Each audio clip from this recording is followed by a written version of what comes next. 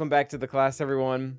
For those of you who are unaware, this last Friday evening, CG released a puzzle for us, the community, to figure out who the next up-and-coming character is. And while we ultimately figured out it was Galactic Legend Ahsoka, I pretty much was completely useless for the entirety of that puzzle. However, that being said, now that we know the Galactic Legend that is coming, I want to take a stab at the next puzzle, and that is, who are the characters that are going to be required to unlock her? And as always, for when we do these type of videos, I have to remind everyone that this is really just meant as a fun conversation piece. This is not meant as an actual prediction that everyone needs to follow and relic all these characters immediately, but more so to generate some conversation and really just to see how many that we can get right in the long run. So what I want to do is walk through, I guess, my whole vision for what I think the event is going to be. I think it's going to be pretty comparable to Sith Eternal's Galactic Legend event, where he was going through several major life events, both in the prequel trilogy as well as the original trilogy and ultimately in the sequel trilogy. Leia's actually did a little bit of the same, where she kind of went through episode 4 or 5 and ultimately all the way up until her actual event in episode 6. So what I think is going to happen is going to be related to what the characters are going to be, and we're going to kind of sort them out that way. So the first 5 characters I think we're going to be getting, and maybe we won't get them in this order, but overall are going to be what we're called the Clone Wars era characters. That being Ahsoka Tano, which this one is actually confirmed, by the way. We know that she's going to be needed at Relic 9 as the first character at a minimum, but along with her, I think is going to come Jedi Anakin and General Kenobi. Now, I realize they are already required for Galactic Legends, General Kenobi being required for JMK, as well as Jedi Anakin being required for C. However, I will note that does happen constantly. So far, the only Galactic Legend of the 8 that we have that has no crossovers of this type is JMK himself. So the fact that we might get 2 characters for that to happen, especially really pivotal, important ones in Ahsoka's story like Anakin and Obi-Wan, I think is perfectly fine, especially when we think that the last Galactic Legend, Leia, I believe had 3 different crossovers, and that's even if you're not including things like Jedi Luke, who you kind of got for free if you went after requirements. But they both have a really pivotal point in her story, not just in the Clone Wars, but all the way throughout. Now, the next 2 characters I think are probably shoo-ins as well for Ahsoka, being Barriss Offee and Plo Koon. They both played pretty significant roles in her life at different points. Plo Koon was obviously the one who went and got her and essentially recruited her into the Jedi Order, having a very pivotal role in the very beginning of her life. And he also comes up pretty consistently in the Clone Wars. They mention that relationship. We get to see it a lot more in Tales of the Jedi, at least when it originally happened. But overall, Ahsoka has had a tendency to look up to Plo Koon as an elder. And on top of that, there's always characters out there that CG likes to make be required for Galactic Legends that most people don't have at high relics. Ignore the fact that mine is currently Relic 8 for very specific ship mechanics. But that being said, it would be one that most people would have to relic up kind of out of nowhere.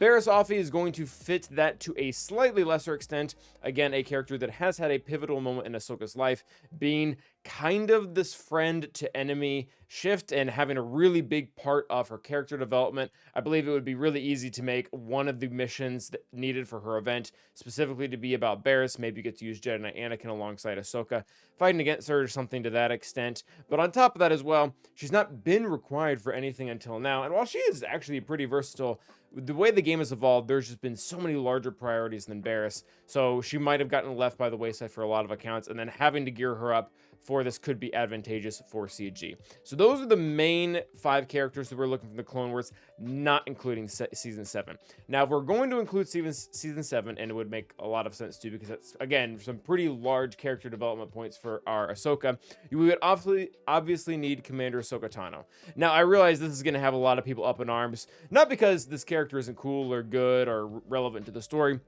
but because she is a conquest character. And while we have seen conquest characters play a pivotal role with GLs, like specifically Commander Ahsoka Tano and Maul, we haven't seen a conquest character actually be required for a Galactic Legend as of date. I think it's probably fine that they do this. Number one, because she actually has been available in a few places outside of Proving Grounds, being the Legend tokens, and I believe she's available for the Get 3 currency as well. But even furthermore, CG, while they haven't required a conquest character for a Galactic Legend, they have required them for what we consider Galactic Legend ships, aka Razor Crest, Fury, and by extension Malgus, which by the way are much newer characters, or at least at their time were newer characters, whereas Kat's an older character that a lot of people have had time to focus on through the various methods that you can farm her up. So I think it would be fine to include her. There always has to be one character that is semi-difficult in there. We saw this with Jedi Luke back with Jedi Master Luke as well. In addition, finally, Rex and Fives could actually be required for someone. It was really shocking when Lord Vader originally came out and he required neither of these characters at any point. And to me at that time, that was just hard confirmation that at some point, if they could, we were going to be getting GL Ahsoka, because it doesn't make sense for them not to be a part of either one of their story. And since it didn't get to be a part of Lord Vader's, I think it's a shoo-in for this one. Maybe not Fives as much, but definitely Rex.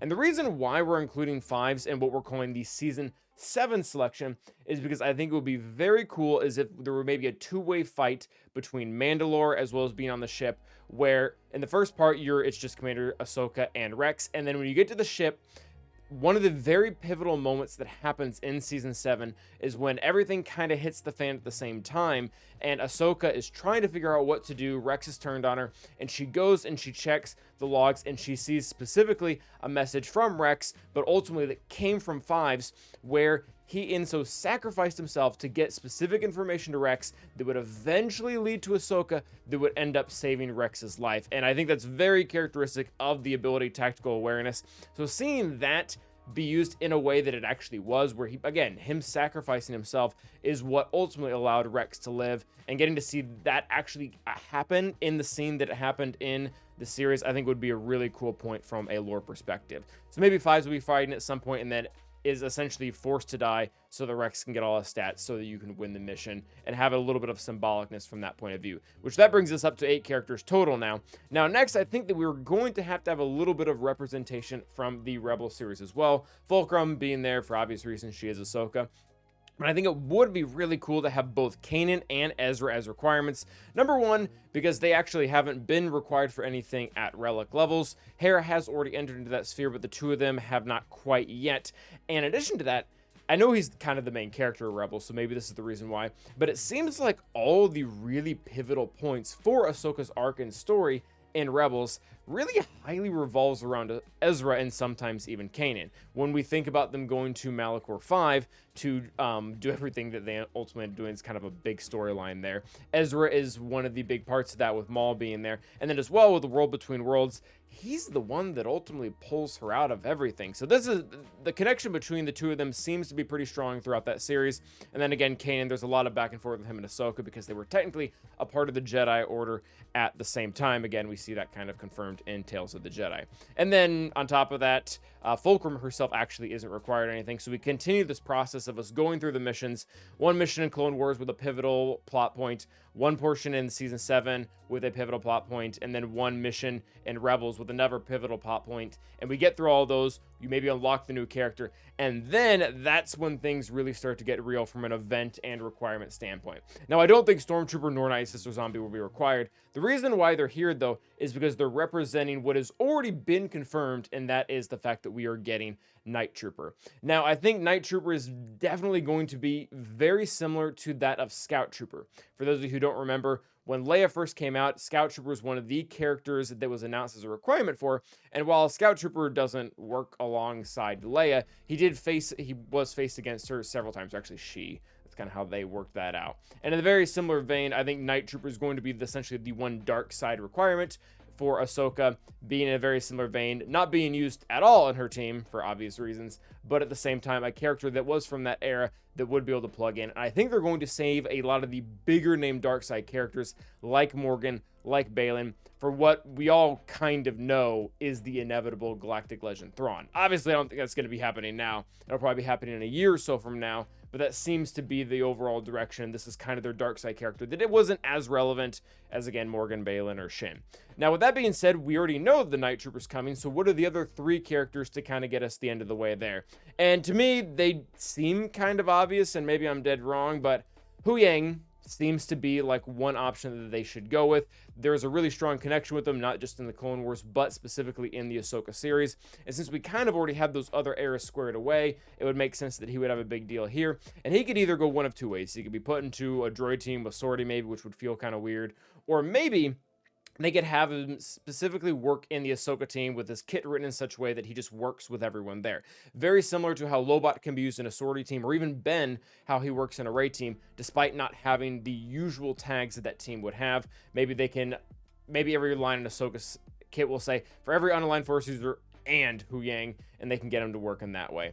And then on top of that, that being the second character from this era, the third and fourth would, to me, would just be a new version of Ezra and Sabine, continuing down this line of either unaligned Force users or Jedi. The waters are a little bit murky there, and I don't know what they'll have to do from a balance perspective, but it would make sense to get both of them. They both had a pretty pivotal role in the Ahsoka series, and then obviously, again, a very strong connection to Ahsoka, especially Sabine. I would find it really hard to believe that either the old Sabine is a requirement, or we don't get a new Sabine that would be also the requirement for her, that would eventually end up on the team. We've seen them do this several times before, specifically with Leia. We saw Drogon come out that was specifically made for her team, and before that with Jabba, we got Boosh and Chrysanthemum and Lando, all of which ended up on Jabba's team. I think we should be expecting a few of the newer marquees, which are pretty much a given for every Galactic Legend, to be required. And I think with all these characters combined, it does get us to kind of the magical 15 number that a lot of the Galactic Legends have ended up at, or at least a lot of the recent ones.